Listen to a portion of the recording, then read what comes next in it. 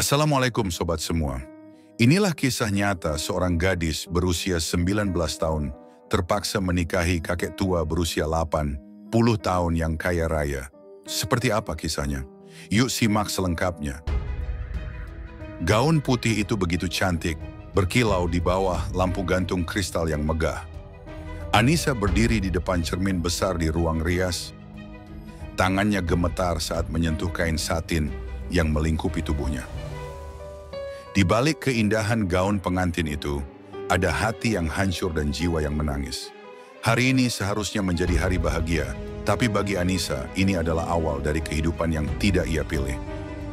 "Ayo senyum sedikit sayang, kamu kelihatan cantik banget," kata ibunya sambil merapikan kerudungnya. Wajahnya tampak bahagia, seolah tidak sadar bahwa anak perempuannya sedang tenggelam dalam kepedihan. Anissa hanya tersenyum kecil.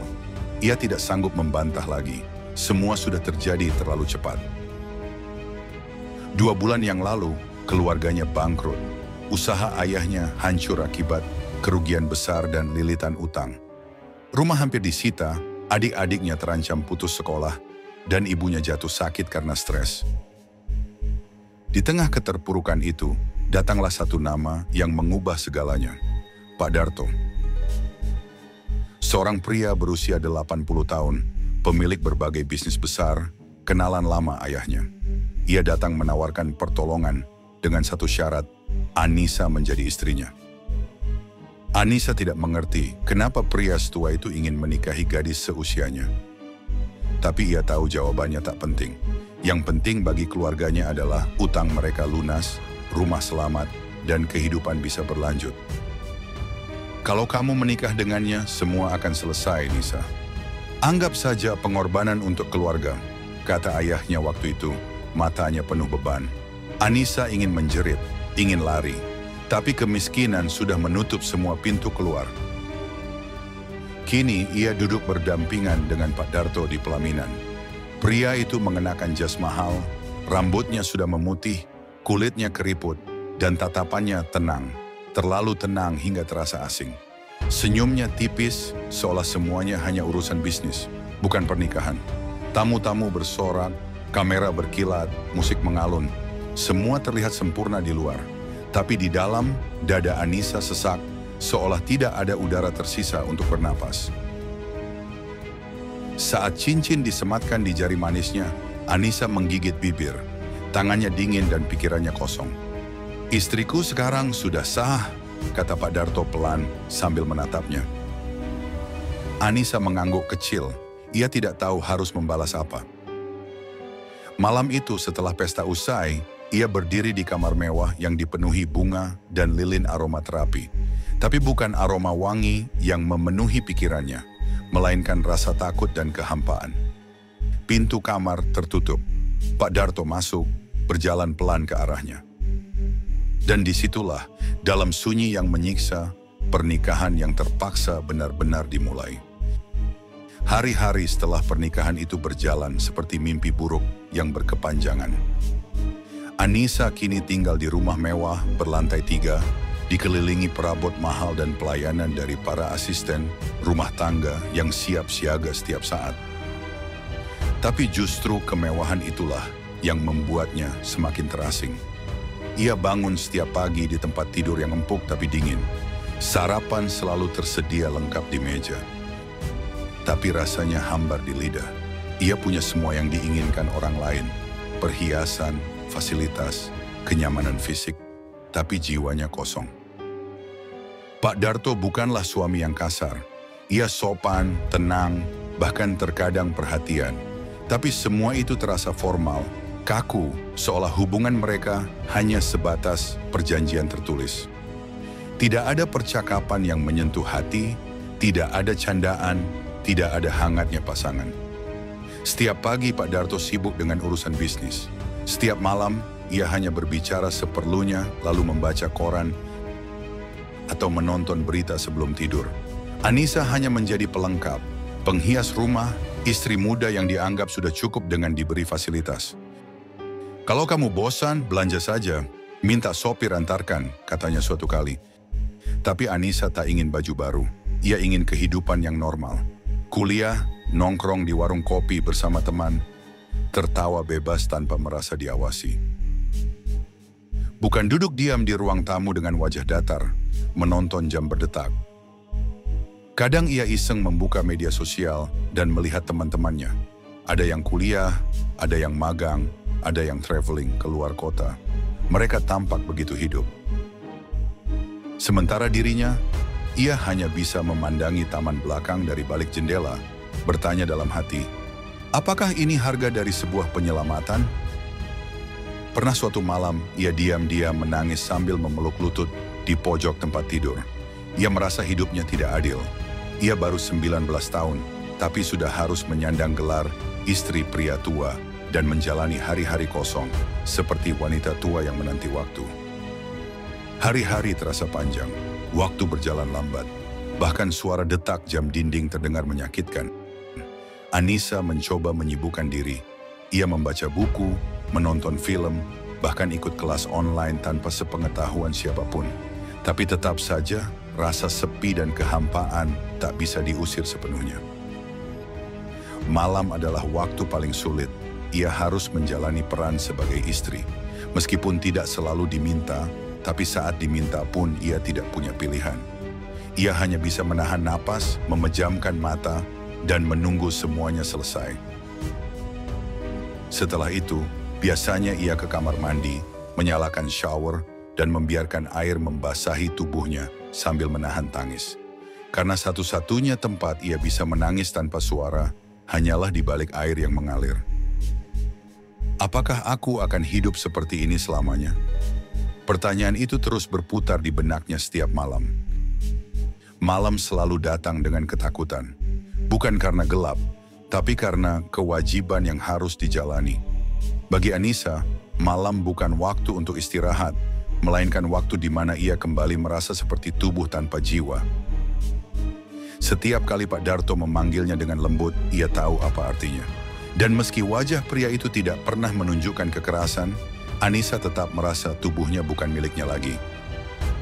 Ia akan masuk kamar dengan langkah berat, menyembunyikan rasa enggan di balik senyum sopan yang sudah ia latih setiap hari.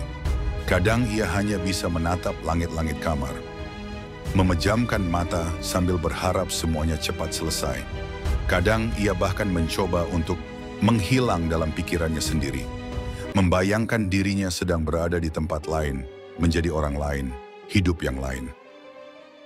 Setelah semua selesai, Pak Darto akan tertidur dengan tenang. Tapi Anissa, ia akan bangkit perlahan, melangkah ke kamar mandi, dan mengunci pintu. Air shower akan mengalir deras, dan ia akan berdiri diam di bawahnya. Tak ada sabun, tak ada shampoo, hanya air yang mengalir dan air mata yang ikut jatuh bersamaan. Disitulah ia menangis, bukan hanya karena tubuhnya lelah, tapi karena hatinya juga mulai hancur sedikit demi sedikit. Aku seperti benda, seperti boneka, seperti orang mati yang berjalan. Kadang ia meremas kain handuk dengan keras, menahan isak. Kadang ia berteriak pelan, hanya agar suaranya tidak terdengar keluar. Tidak ada yang tahu, tidak ada yang peduli, tidak ada yang bisa menyelamatkannya. Dan ironisnya, ia tidak membenci Pak Darto. Ia tidak bisa membencinya. Pria tua itu terlalu lembut, terlalu sopan. Tapi justru itulah yang membuat Anissa semakin terjebak dalam rasa bersalah. Ia benci peran yang harus dijalani, tapi tidak bisa menyalahkan siapapun secara langsung. Ia terjebak dalam sangkar emas yang tidak ia pilih, tidak ia inginkan, tapi tak bisa ia tinggalkan. Aku ingin bebas, aku ingin hidupku kembali. Malam demi malam menjadi rutinitas sunyi. Ia belajar menyembunyikan luka, menyimpan tangis dalam diam, dan membiasakan diri menjadi istri dalam definisi yang sangat menyakitkan.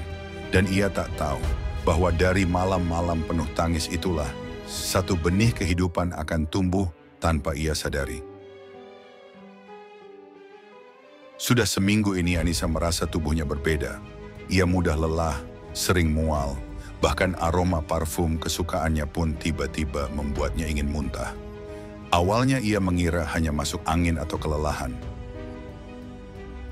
Tapi ketika jadwal menstruasinya terlambat 2 minggu, hatinya mulai gelisah. Ia duduk di depan cermin, menatap wajahnya yang pucat. Tangannya gemetar saat membuka bungkus test pack yang baru saja ia beli diam-diam melalui sopir pribadi. Dengan napas tertahan, ia masuk ke kamar mandi dan menunggu beberapa menit yang terasa seperti seumur hidup. Saat hasilnya muncul, 2 garis merah. Anissa membeku, wajahnya memucat, matanya menatap kosong ke stik kecil itu.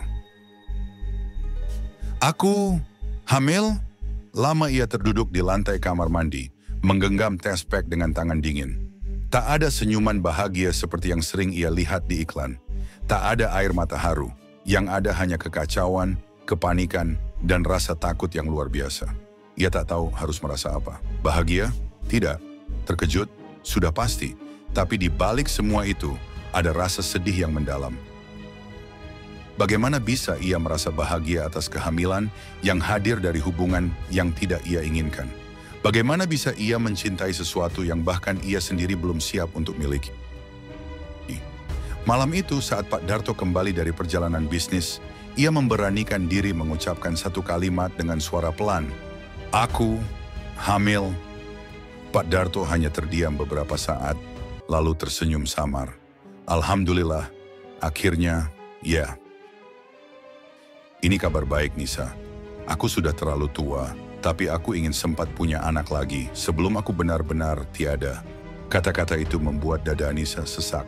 Ia seolah diingatkan bahwa bukan hanya ia yang terjebak dalam waktu, tapi juga suaminya yang tak tahu sampai kapan masih diberi waktu oleh Tuhan. Namun tetap saja, kabar kehamilan itu tidak serta-merta menghapus luka di hati Anissa.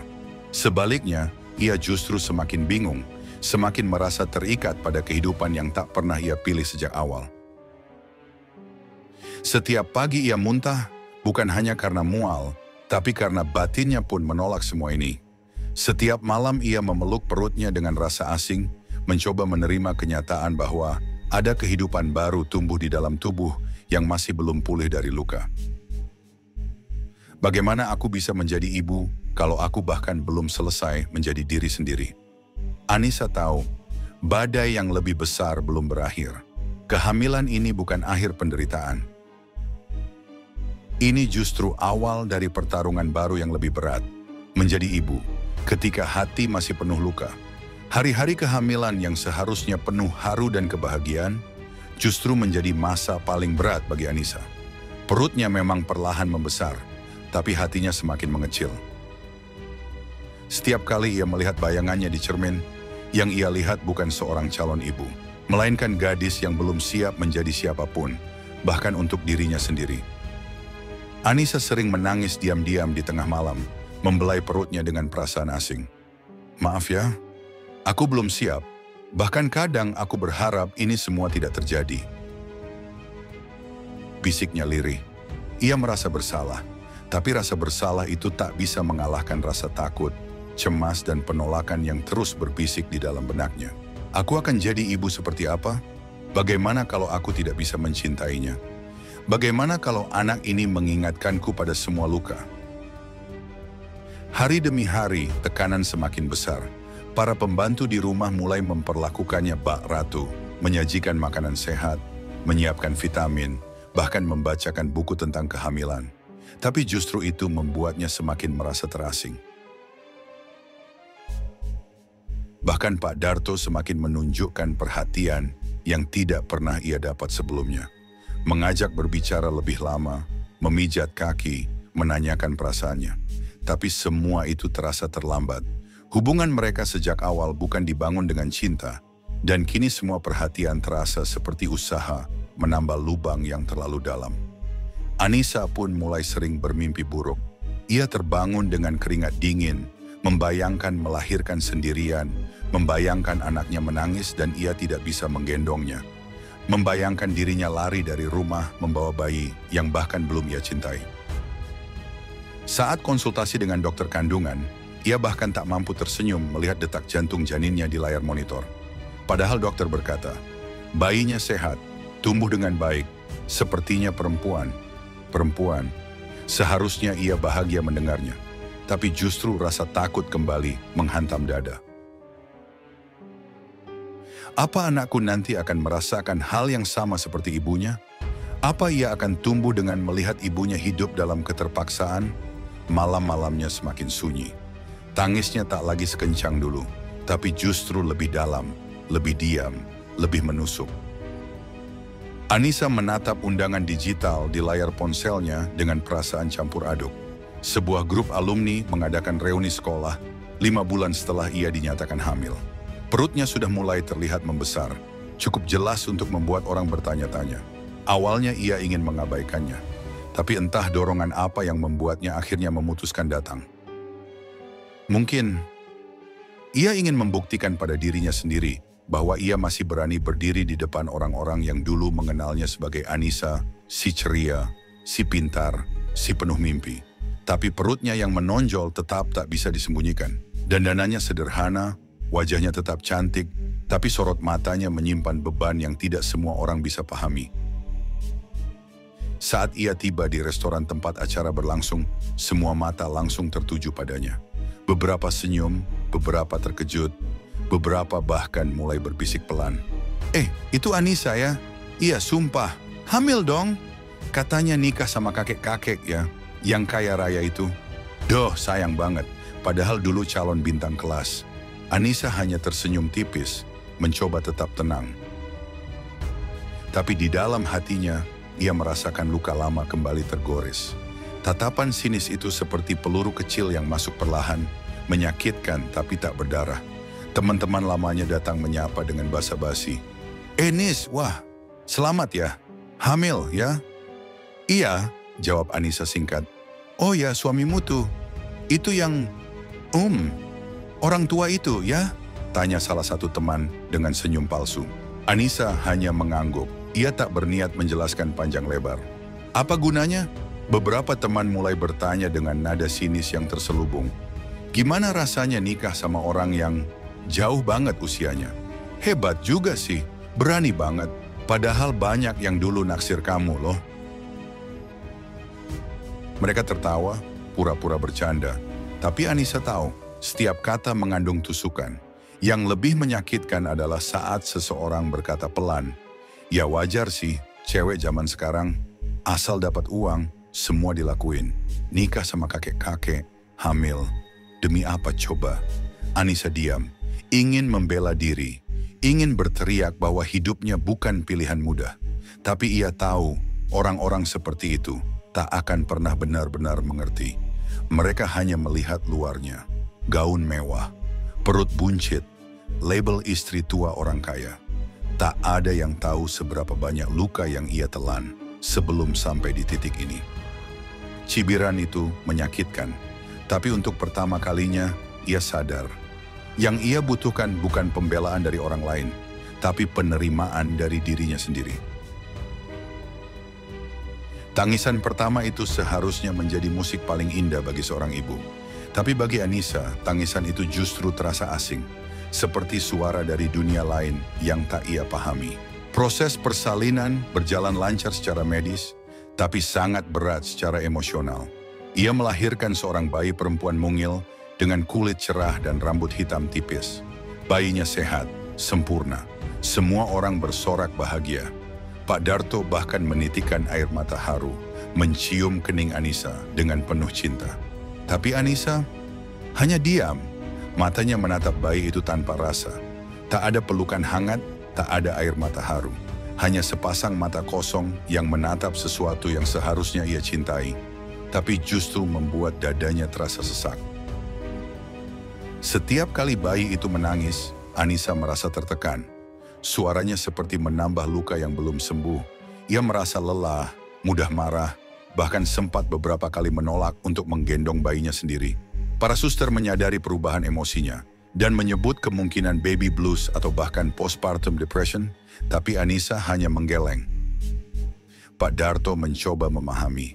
Ia mengambil cuti, membantu mengganti popok, menenangkan bayi, bahkan membujuk Anissa untuk menyusui.